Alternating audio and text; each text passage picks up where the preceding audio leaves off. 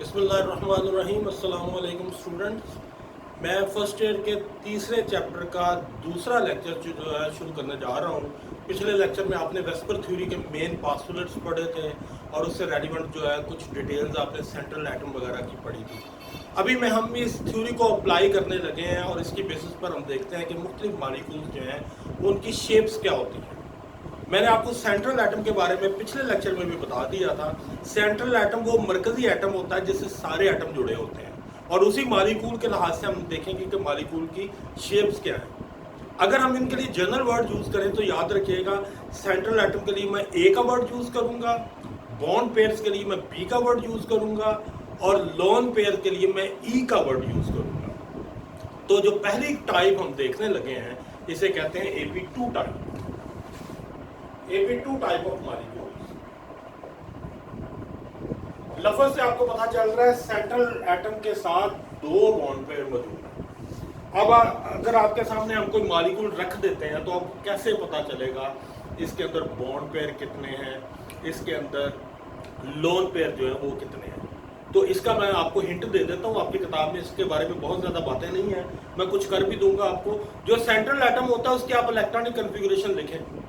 जब आप electronic configuration लिखेंगे तो आपको वाज़ेह हो जाएगा इस एटम में कितने लोन पेयर हैं, कितने बॉन्ड पेयर हैं, मॉलिक्यूल फॉर्मेशन आपको सारी की सारी नज़र आ जाएगी। मैं कुछ एग्जांपल में इलेक्ट्रॉनिक कन्फिगरेशन लिख भी दूंगा आपको, लेकिन आपकी किताब में कोई बहुत ज़्यादा इसके ऊपर तज़किरा नहीं है। बहरहाल किसी एटम में अगर दो बॉन्ड पेयर जुड़े हों सेंट्रल एटम के साथ, जैसे ये AP2 टाइप ऑफ मॉलिक्यूल है, तो आपको मैं ऑलरेडी बता चुका हूँ कि उसके दरमियान जो मैक्सिमम डिस्टेंस बनता है वो इस तरह का बनता है, यानी मॉलिक्यूल एक दूसरे से मैक्सिमम दूर ऐसे रहेंगे। जैसे ये सेंट्रल एटम है तो इसके पास एक बॉन्ड पेयर इधर होगा और एक बॉन्ड पेयर जो है वो इधर होगा। अगर मैं इन बी को इधर नीचे करता हूं तो ये एक दूसरे के करीब आएंगे और एक दूसरे को रिपेल करेंगे।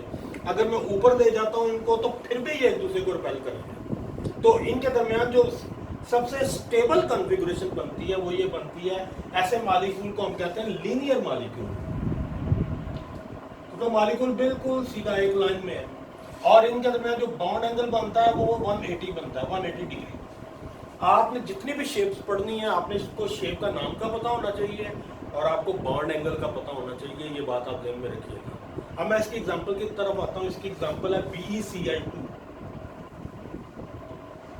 अब आप देखना चाहते हैं कि बी के अंदर दो बॉन्ड पेयर तो हमें नजर आ रहे हैं, दो क्लोरीन जुड़ी हुई है, क्या इसके अंदर कोई लोन पेयर भी है? तो आप इसकी इलेक्ट्रॉनिक कॉन्फ़िगरेशन लिख लें, आपको पता चल जाएगा। देखें जी, बी का एटॉमिक नंबर होता है 4, यानी 4 इलेक्ट्रॉन है, 1s2 2s2 2px 2py और 2pz000।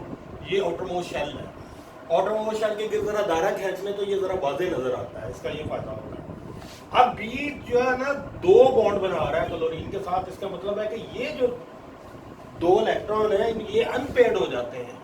इसका एक इलेक्ट्रॉन 2px में चला जाता है। अब देखें जी, बेरिलियम के आउटरमोस्ट शेल में दो बॉन्ड पेयर आपको नजर आ रहे हैं और दो ऑर्बिटल खाली हैं, यानी ना तो ये बॉन्ड फॉर्मेशन में हिस्सा लेंगे और ना ही ये शेप में हिस्सा लेंगे। तो बी की जो शेप बनती है AB2 टाइप की वो लीनियर शेप है। बी एक Cl आप इधर लगा दें, एक Cl इधर लगा दें, बॉन्ड एंगल 180 का शो करते हैं और शेप का नाम लीनियर शेप है। ये मैंने यहाँ पर भी लिखा हुआ। ये आपकी पहली शेप हो गई है लीनियर शेप, ये AB2 टाइप है। अब अगली शेप पे चलते हैं, that is AB3। AB3 type of molecules. जो AB3 टाइप ऑफ मॉलिक्यूल्स होते हैं इनकी शेप कहलाती है ट्राइएंगुलर या ट्राइगोनल प्लेनर। मतलब ये देखें जरा, ये सेंट्रल एटम है आपका, एक बी इधर है, एक बी इधर है और एक बी इधर है। ये शेप कहलाती है ट्राइगोनल प्लेनर। इसे ट्राइएंगुलर भी कहते हैं। और इसमें जो बॉन्ड एंगल होते हैं वो होते हैं 120 के। मैंने आपको पहले ही बता दिया है कि बॉन्ड एंगल और शेप का नाम आप ध्यान में रखेंगे, इसी की आपको जरूरत पड़ेगी। अब इसके एग्जांपल की तरफ आते हैं। इसकी एग्जांपल है BCl3। बोरोन की इलेक्ट्रॉनिक कॉन्फ़िगरेशन देखें जी, बोरोन में 5 इलेक्ट्रॉन होते हैं, 1s2 2s1 2px1 2p(y1) और 2p(z0).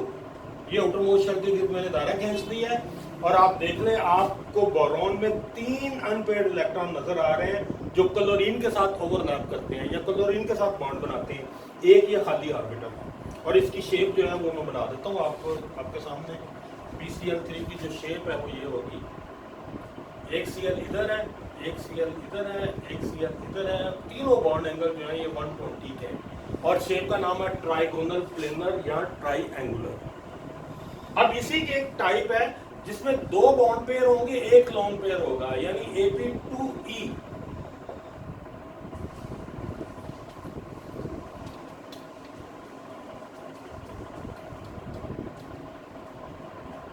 अब यही शेप देखें अगर आप, ये Ap2 है, एक लोन पेयर मौजूद है ऊपर, यहां पर आप एक लोन पेयर शो कर रहे हैं और आपने वेस्पर थ्योरी के जो पोस्टुलेट्स हैं उसमें आपने ये पढ़ा हुआ है कि जो लोन पेयर होते हैं वो ज्यादा जगह घेरते हैं बॉन्ड पेयर से। दूसरे अल्फाज में आप ये कह सकते हैं कि लोन पेयर रिपल्शन ज्यादा होती है lone pair bond pair repulsion से। अब इस लोन पेयर में चूंकि ज्यादा जगह लेनी है तो ये इसको भी रिपेल करेगा, इसको भी रिपेल करेगा, उसका नतीजा ये निकलेगा ये श्रिंक हो जाएगा थोड़ा सा। मैं आपके सामने एग्जांपल रखता हूँ, ये देखिए जरा, अगर ये है 2b, 2 बॉन्ड पेयर्स, जब ऊपर से रिपल्शन होगी तो ये थोड़े से श्रिंक हो जाएंगे ऐसे, यानी ये बॉन्ड एंगल जो है ये छोटा हो जाएगा और ये बॉन्ड एंगल जो है वो बड़े हो जाएंगे। आप कह सकते हैं कि ये जो बॉन्ड एंगल है दैट इज लेस देन 120। आपने पिछली शेप जो इसकी असल शेप Ab3 की आपने पढ़ी हुई है उसमें आपने देखा था कि तीनों 120 के होते हैं, लेकिन अब ये बॉन्ड एंगल जो है ये 120 से कम हो जाएगा और ये बॉन्ड एंगल और ये दोनों ज्यादा हो जाएंगे 120 से। ठीक है, अब आप देख लें इस लोन पेयर ने इफेक्ट किया इस शेप को। इस शेप को आप बेंट भी शेप भी कह सकते हैं, वी शेप भी कहते हैं। तो इसकी मैं एग्जांपल आपके सामने रखता हूँ, PbCl2। PbCl2 में Pp जो है ये आपका सेंट्रल एटम है, इसके ऊपर एक लोन पेयर मौजूद होता है, इधर Cl है और इधर Cl है। ये बॉन्ड एंगल जो है ये लेस देन 120 है। ठीक है, तो ये इसकी शेप है। इस शेप को आप बेंट शेप भी कह सकते हैं, डिस्टॉर्टेड ट्राइगोनल शेप भी कह सकते हैं, क्योंकि ये ट्राइगोनल शेप से निकली हुई है, बस ये टूटी हुई है, उसकी टूटी हुई फॉर्म है। तो ये आपका Ab2E की मैंने एग्जांपल आपके सामने रखी है जिसमें 2 बॉन्ड पेयर हैं, एक लोन पेयर है। अब हम तीसरी तरफ आते हैं, Ab3 विद मल्टीपल बॉन्ड्स। तीसरी शेप है आपकी Ab3 type with multiple bonds.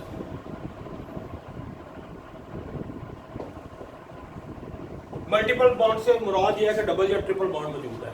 इसकी जो एग्जांपल आपकी किताब में दी हुई है वो सल्फर ट्राइऑक्साइड है। सल्फर ट्राइऑक्साइड में सल्फर ऑक्सीजन के साथ जुड़ी होती है, 3 ऑक्सीजन के साथ डबल बॉन्ड की मदद से। अब आपको पता है डबल बॉन्ड ज्यादा जगह घेरता है सिंगल बॉन्ड से, लेकिन यहाँ पर मसला है कि तीनों जो बॉन्ड है वो डबल है, सिंगल बॉन्ड यहाँ पर मौजूद ही नहीं है। तो ये तीनों एक दूसरे को इक्वली रिपेल करेंगे और शेप इसकी ओरिजिनल शेप बन जाएगी जिसे जो हमने पढ़ी हुई है ट्राइगोनल प्लेनर या ट्राइएंगुलर। और बॉन्ड एंगल तीनों जो है ये होंगे 120 के। इसकी शेप में कोई इफेक्ट नहीं पड़ेगा क्योंकि तीनों बॉन्ड जो थे वो डबल थे। अगर इनमें से कोई एक डबल होता तो वो बाकियों को प्रेस करता, उनको रिपेल करता, जिसकी वजह से कुछ बॉन्ड एंगल जो है वो चेंज हो जाते हैं। तो ये थी शेप आपकी Ab3 टाइप। मैं आगे जा रहा हूँ, that is Ab4 type. Ab4 type देखेंगे जरा। Ab4 टाइप जो होती है उसकी जो शेप है उसे हम कहते हैं टेट्राहेड्रल। ये शेप है जी टेट्राहेड्रल। इसे आप जरा डॉटेड लाइन में शो करते हैं क्योंकि ये पीछे की तरफ है। ठीक है, बॉन्ड एंगल इसमें होते हैं 109.5 डिग्री के। शेप का नाम है टेट्राहेड्रल। टेट्राहेड्रल इसके एग्जांपल है मीथेन है, CH4। कार्बन की इलेक्ट्रॉनिक कॉन्फ़िगरेशन देखें, 1s2 2s1 2px1 2py1 और 2pz1। आउटर मोशन ये, और आउटर मोशन में आपको 4 बॉन्ड पेयर नजर आ रहे हैं, 4 आपको तन्हा इलेक्ट्रॉन नजर आ रहे हैं। ये हाइड्रोजन के साथ ओवरलैप करके 4 बॉन्ड बनाएंगे और जो शेप बनेगी वो कुछ इस तरह की होगी, H H H और H, और बॉन्ड एंगल होंगे 109.5 डिग्री के, और शेप का नाम होगा टेट्राहेड्रल शेप। तो ये है आपका AB4 टाइप। अब AB4 टाइप हम ऐसे पढ़ने लगे हैं जिसमें 3 बॉन्ड पेयर हैं, 1 लोन पेयर है, यानी वो बन जाएगा AB3E। AB3E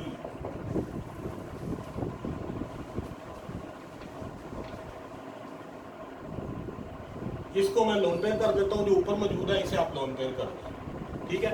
ये भी AB4 ही है, फर्क सिर्फ ये है कि इसमें 1 लोन पेयर है, 3 बॉन्ड पेयर है।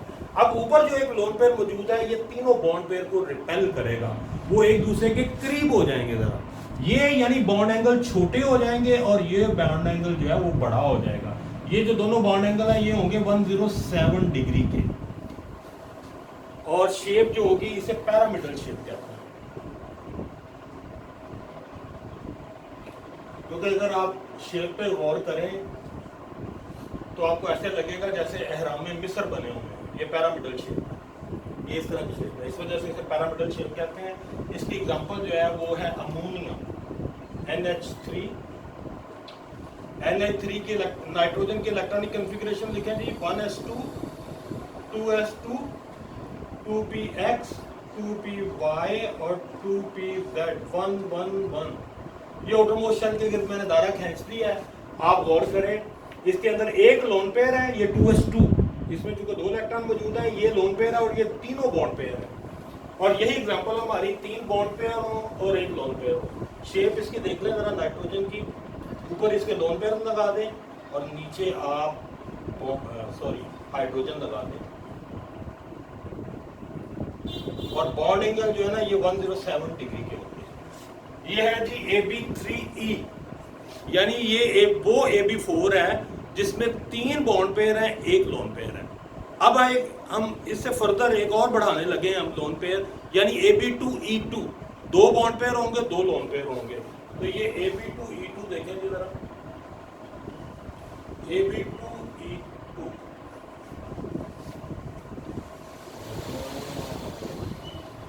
AB4 वाली शेप से देखें जरा, एक भी इधर आ जाएगा, एक भी इधर आ जाएगा, क्योंकि ऊपर 2 लोन पेयर आते हैं और आप जानते हैं कि लोन पेयर ज्यादा जगह घेरते हैं, ज्यादा रिपेल करते हैं, जिसकी वजह से ये बॉन्ड एंगल और ज्यादा श्रिंक हो जाएगा। ये हो जाएगा 104.5 डिग्री का, और शेप ये कहलाएगी बेंट शेप, क्योंकि शेप आपने ये वाली गिननी है। इसे इन्वर्टेड वी शेप भी कहते हैं। वाटर इसकी बेस्ट एग्जांपल है। वाटर में ऑक्सीजन की इलेक्ट्रॉनिक कॉन्फ़िगरेशन देखें जी, 1s2 2s2 2px 2py और 2pz। आउटरमोस्ट शेल के गिर्द मैंने दायरा खींच दिया, देख लें इसमें 2 लोन पेयर है, ये भी 2 है, ये भी 2 है, ये 1 1 है, ये 2 बॉन्ड पेयर्स हैं, ये 2 लोन पेयर्स हैं, 2 बॉन्ड पेयर्स हैं। शेप देखेंगे जरा इसकी, ऑक्सीजन सेंट्रल एटम है, हाइड्रोजन इधर लगाएं, हाइड्रोजन इधर लगाएं, एक लोन पेयर ये है और दूसरा लोन पेयर ये है। ये दोनों रिपेल करेंगे इनको, जिसकी वजह से ये बॉन्ड एंगल असूलन तो होना चाहिए था 109.5 डिग्री का, लेकिन श्रिंक हो गया, ये हो गया है 104.5 डिग्री का। तो ये आपकी एग्जांपल है AB2E2 की। मैं आगे जा रहा हूँ, अब हम एग्जांपल करेंगे AB5 की।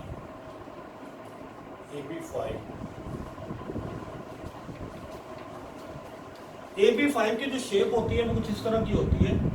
ये सेंट्रल एटम है आपका, आपने ट्राइएंगल की शक्ल में इसके गिर्द में 3 बी बनाने हैं, एक बी इधर, एक बी इधर और एक बी इधर। इनको आपस में जोड़ दें जैसे ट्राइएंगल होती है, बिल्कुल इस तरह। अब इनको जोड़ दें ए के साथ, एक बी आपने सीधा ऊपर लगा देना, एक आपने नीचे लगा देना। ये शेप है AB5 की। इसे कहते हैं trigonal by parameter, trigonal by parameter, ठीक है। इसकी एग्जांपल है SFPCl5। फास्फोरस के साथ 5 क्लोरीन्स लगी हुई हैं। फास्फोरस की इलेक्ट्रॉनिक कॉन्फ़िगरेशन देखेंगे, 1s2 2s2 2p6। इसमें जो 5 आपके पास मौजूद हैं, अगले जो ऑर्बिट्स में इलेक्ट्रॉन सभी को तनहा करते हैं आप, 3s1 करते हैं, 3px, 3py, 3pz और 4s, सभी में मैंने इलेक्ट्रॉन जो है ना वो तनहा कर दिए हैं। ये आउटरमोस्ट शेल्स हैं इसके।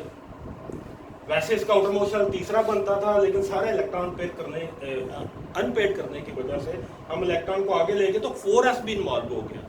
अब ये जो आपको 5 नजर आ रहे हैं ना तनहा इलेक्ट्रॉन यानी पार्शली फिल्ड ऑर्बिटल, ये क्लोरीन के साथ ओवरलैप करते हैं और ये वाली शेप बनती है। इसकी शेप देख रहे हैं आप, P, एक Cl इधर देखें, एक इधर, एक इधर,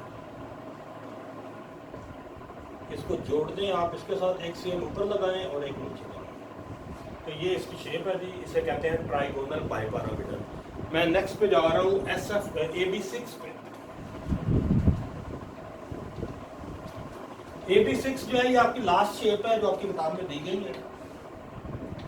AB6 टाइप, AB6 टाइप में जो सेंट्रल एटम है हमारा, उसके गिर्द जो है ना वो 6 बॉन्ड पेयर्स मौजूद होते हैं और जो ये शेप बनती है इसे हम कहते हैं ऑक्टाहेड्रल शेप। देखिए जरा इसे,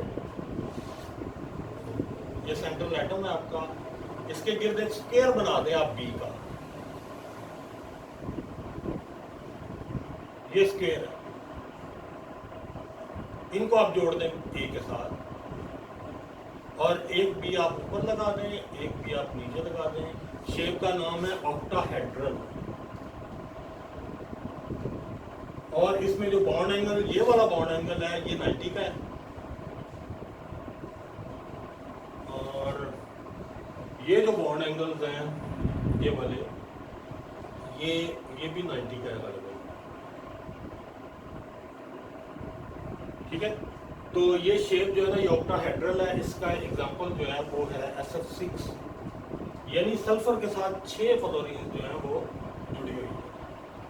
देखें जरा सल्फर की इलेक्ट्रॉनिक कॉन्फ़िगरेशन लिखें, 16, 1s2, 2s2, 2p6, आगे वे सारे इलेक्ट्रॉन आप अनपेड कर दें, 3s1, 3px1, 3py1, 3pz1, 4s1 और 4px1, 6 इलेक्ट्रॉन मैंने आपको अनपेड कर दिए हैं इसके।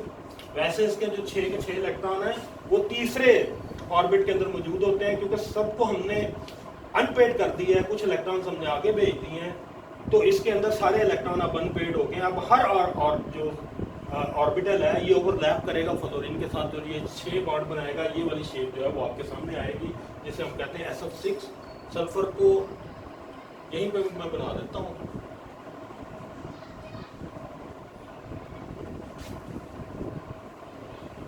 सेंटर में आप सल्फर लिख दें, इधर भी फ्लोरीन है, ये भी फ्लोरीन है, ये भी फ्लोरीन है, ये भी फ्लोरीन है और ये भी फ्लोरीन, और इधर भी आप फ्लोरीन है।